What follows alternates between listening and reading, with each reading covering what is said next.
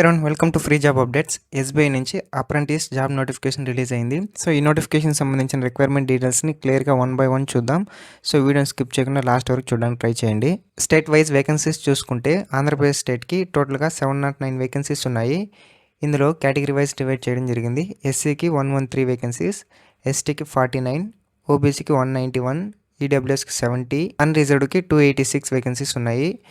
PWBD క్యాండిడేట్స్కి ఇందులో category wise divide చేయడం జరిగింది. విఐకి 8 వేకెన్సీస్, హెచ్ఐకి 7 వేకెన్సీస్, ఎల్డీకి 7 వేకెన్సీస్, డిఎండ్ఈకి 7 వేకెన్సీస్. అలాగే తెలంగాణ స్టేట్కి చూసుకున్నట్లయితే టోటల్గా 491 వేకెన్సీస్ ఉన్నాయి.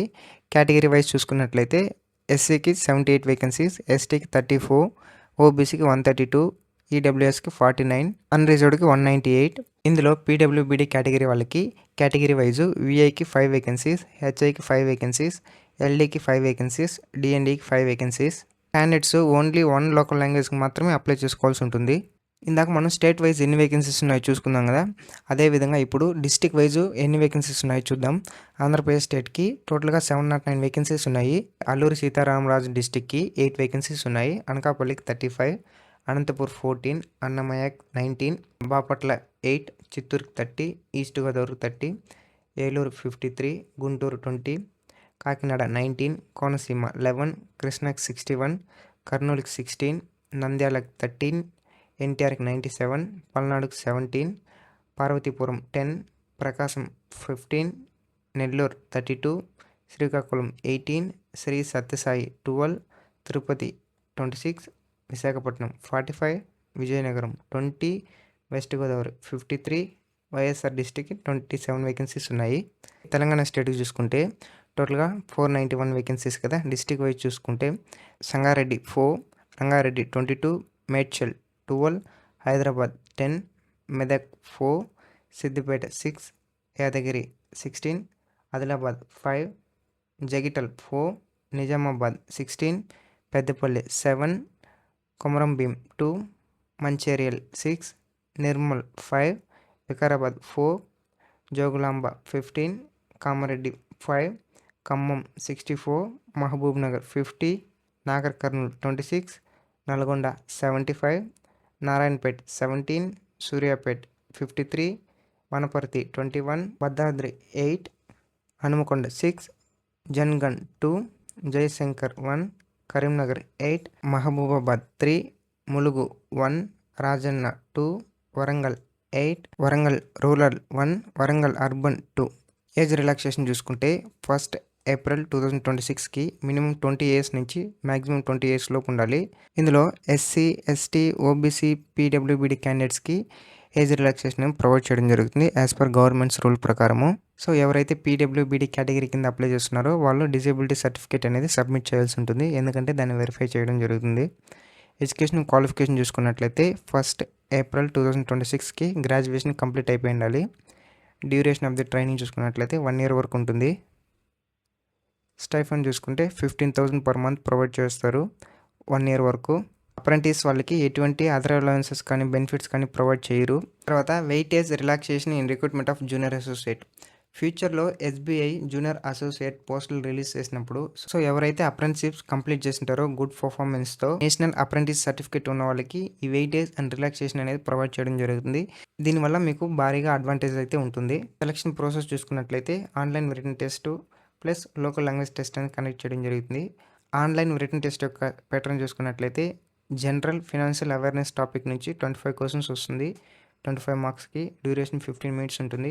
మీడియం ఆఫ్ ది టెస్ట్ చూసుకుంటే ఆంధ్రప్రదేశ్ వాళ్ళకి ఇంగ్లీష్, హిందీ, తెలుగు, ఉర్దూ ఉంటుంది. తెలంగాణ వాళ్ళకి ఇంగ్లీష్, హిందీ, తెలుగు, ఉర్దూ ఉంటుంది. సేమ్ లాంగ్వేజెస్ ఉంటుంది. సో మీరు ఏ లాంగ్వేజ్ ప్రిఫర్ చేస్తారో ఆ లాంగ్వేజ్ నుంచి రావడం జరుగుతుంది. జనరల్ ఇంగ్లీష్ టాపిక్ నుంచి 25 క్వశ్చన్స్ ఉంటుంది. మ్యాక్సిమం 25 మార్క్స్కి 15 minutes డ్యూరేషన్ ఉంటుంది. ఇంగ్లీష్ లాంగ్వేజ్లో ఉంటుంది. క్వాంటిటేటివ్ యాప్టిట్యూడ్ టాపిక్ నుంచి 25 క్వశ్చన్స్ వస్తుంది. 25 మార్క్స్కి డ్యూరేషన్ 15 minutes ఉంటుంది మీ యొక్క ప్రిఫరబుల్ లాంగ్వేజ్లో. తర్వాత reasoning ability and computer aptitude topic నుంచి 25 క్వశ్చన్స్ ఉంటుంది. 25 మార్క్స్కి డ్యూరేషన్ 15 minutes ఉంటుంది మీ యొక్క ప్రిఫరబుల్ లాంగ్వేజ్లో. టోటల్గా 100 క్వశ్చన్స్ ఉంటుంది. 100 మార్క్స్కి డ్యూరేషన్ 60 minutes ఉంటుంది. ఈ యొక్క ఆన్లైన్ టెస్ట్లో నెగిటివ్ మార్క్స్ అయితే ఉంటుంది. తర్వాత ఎగ్జామ్ అనేది జూలైలో కండక్ట్ చేయడం జరుగుతుంది. తర్వాత ఈ ఎగ్జామినేషన్ సెంటర్స్ చూసుకున్నట్లయితే ఆంధ్రప్రదేశ్ స్టేట్ వాళ్ళకి చీరాల, గుంటూరు కానీ, విజయవాడ కానీ, కడప, కాకినాడ, కర్నూలు, రాజమండ్రి, తిరుపతి, విశాఖపట్నం, విజయనగరం, అనంతపూర్, నెల్లూరు, ఒంగోలు ఈ ప్లేసెస్లో ఉంటుంది. తెలంగాణ వాళ్ళకి హైదరాబాద్, కరీంనగర్, ఖమ్మం, వరంగల్ ఈ ప్లేసెస్లో ఉంటుంది. తర్వాత ఎగ్జామినేషన్ సెంటర్ చేంజ్ చేయడానికి ఎటువంటి రిక్వెస్ట్ అయితే చేయకూడదు. తర్వాత క్యాండిడేట్స్ ఎవరైతే ఎగ్జామినేషన్స్కి వెళ్తున్నారో వాళ్ళు ట్రావెలింగ్ ఎక్స్పెన్సెస్ కానీ other expenses in case any injuries అయినా లాసెస్ అయినా క్యాండిడేట్సే భరించాలి. తర్వాత క్యాండిడేట్స్ ఎగ్జామినేషన్ సెంటర్స్కి ఐడి ప్రూఫ్తో వెళ్లాల్సి ఉంటుంది. తర్వాత క్యాండిడేట్స్ ఎవరైనా ఎగ్జామినేషన్ సెంటర్లో మిస్బిహేవ్ చేసినట్లయితే వాళ్ళని డిస్క్వాలిఫికేషన్ చేయడం జరుగుతుంది. అలాగే ఫ్యూచర్లో ఎస్బీఐకి సంబంధించిన ఎనీ ఎగ్జామ్లో కానీ వాళ్ళని డిస్క్వాలిఫికేషన్ అయితే చేయడం జరుగుతుంది. ఈ యొక్క రిజల్ట్స్ అనేది బ్యాంక్ వెబ్సైట్లో అనౌన్స్ చేయడం జరుగుతుంది. లోకల్ లాంగ్వేజ్ టెస్ట్ చూసుకున్నట్లయితే ఎవరైతే అదర్ స్టేట్కి అప్లై చేస్తున్నారో వాళ్ళకి ఈ యొక్క లోకల్ లాంగ్వేజ్ అయితే వచ్చిండాలి. రీడింగ్, రైటింగ్, స్పీకింగ్, అండర్స్టాండింగ్ వచ్చిండాలి. క్యాండిడేట్స్ ఎవరైతే 10th ఇంటర్మీడియట్ సర్టిఫికేట్లో లోకల్ లాంగ్వేజ్ ఉంటుందో వాళ్ళకి ఈ యొక్క ఎగ్జామినేషన్ అనేది స్కిప్ చేయడం జరుగుతుంది. తర్వాత ఈ 2 రౌండ్లు క్లియర్ చేసిన వాళ్ళకి మెడికల్ ఎగ్జామినేషన్ అనేది కండక్ట్ చేయడం జరుగుతుంది. ఈ రోల్కి వాళ్ళు ఫిట్ ఉన్నారా లేదా అని చెక్ చేయడం జరుగుతుంది. తర్వాత వెయిటింగ్ లిస్ట్ చూసుకున్నట్లయితే state wise, category wise announce చేయడం జరుగుతుంది. ఎందుకంటే ఎవరైనా సెలెక్ట్ అయిన క్యాండిడేట్స్ డ్రాప్ అయినట్లయితే వాళ్ళని ఆ యొక్క ప్లేస్లో రీప్లేస్ చేయడానికి వెయిటింగ్ లిస్ట్ని అనౌన్స్ చేస్తారు. జాబ్ ప్రొఫైల్ చూసుకున్నట్లయితే అప్రెంటిస్ వాళ్ళని బ్యాంక్ ఎంప్లాయ్మెంట్గా కానీ, కాంట్రాక్ట్ ఎంప్లాయ్మెంట్గా కానీ కన్సిడర్ చేయరు. ఓన్లీ అప్రెంటిస్గా కన్సిడర్ చేస్తారు. అలాగే బ్యాంక్ ఎంప్లాయ్కి వస్తున్న బెనిఫిట్స్ని ఈ యొక్క అప్రెంటిస్ వాళ్ళకి ప్రొవైడ్ చేయరు. అప్లికేషన్ ఫీజు చూసుకున్నట్లయితే జనరల్, ఓబీసీ, ఈడబ్ల్యూఎస్ వాళ్ళకి 300 రూపీస్ పే చేయాల్సి ఉంటుంది. ఎస్సీ, ఎస్టీ, పీడబ్ల్యూబీడీ క్యాండిడేట్స్కి ఎటువంటి అప్లికేషన్ ఫీజు అయితే పే చేయాల్సిన అవసరం లేదు. అలాగే ఒకసారి ఫీజు పే చేసిన తర్వాత రీఫండ్ అయితే చెయ్యరు. తర్వాత కాల్ లెటర్ ఫర్ ఎగ్జామినేషన్ చూసుకున్నట్లయితే ఈ యొక్క వెబ్సైట్లో మీ యొక్క రిజిస్ట్రేషన్ నెంబర్ ఎంటర్ చేసుకొని తర్వాత పాస్వర్డ్ ఎంటర్ చేసుకొని డౌన్లోడ్ చేసుకోవాల్సి ఉంటుంది. అంతేకాని ఎటువంటి హార్డ్ కాపీ కానీ, కాల్ లెటర్ కానీ పోస్ట్ ద్వారా సెండ్ చేయరు. ఎగ్జామినేషన్స్కి వెళ్ళేటప్పుడు మీ యొక్క ఐడి ప్రూఫ్ అంటే Aadhaar, PAN card, driving licence, voter ID ఇలాంటివి తీసుకుని వెళ్ళాల్సి ఉంటుంది. తర్వాత క్యాండిడేట్స్ ఓన్లీ ఒక స్టేట్కి మాత్రమే అప్లై చేసుకోవాల్సి ఉంటుంది. అప్లికేషన్ ఓపెనింగ్ డేట్ చూసుకున్నట్లయితే 19th May 2026 నుంచి 8th June 2026 లోపు అప్లై చేసుకోవచ్చు. ఎవరైతే ఎలిజిబుల్ క్యాండిడేట్స్ ఉన్నారో మిస్ కాకుండా అప్లై చేసుకోవడానికి ట్రై చేయండి. ఎందుకంటే అప్రెంటిస్ సర్టిఫికేట్ ఉన్న వాళ్ళకి ఫ్యూచర్ ఎస్బీఐలో జాబ్ పోస్ట్ పడినప్పుడు ఈ యొక్క సర్టిఫికేట్స్ ఉన్నట్లయితే మీకు భారీగా అడ్వాంటేజ్ ఉంటుంది. అలాగే జాబ్ కొట్టడానికి ఈజీగా ఉంటుంది. ఇది ఈ నోటిఫికేషన్ సంబంధించిన డీటెయిల్స్. ఎవరైతే ఎలిజిబుల్ క్యాండిడేట్స్ ఉన్నారో అలాగే అన్ఎంప్లాయ్మెంట్ క్యాండిడేట్స్ ఉన్నారో అప్లై చేసుకోవడానికి ట్రై చేయండి.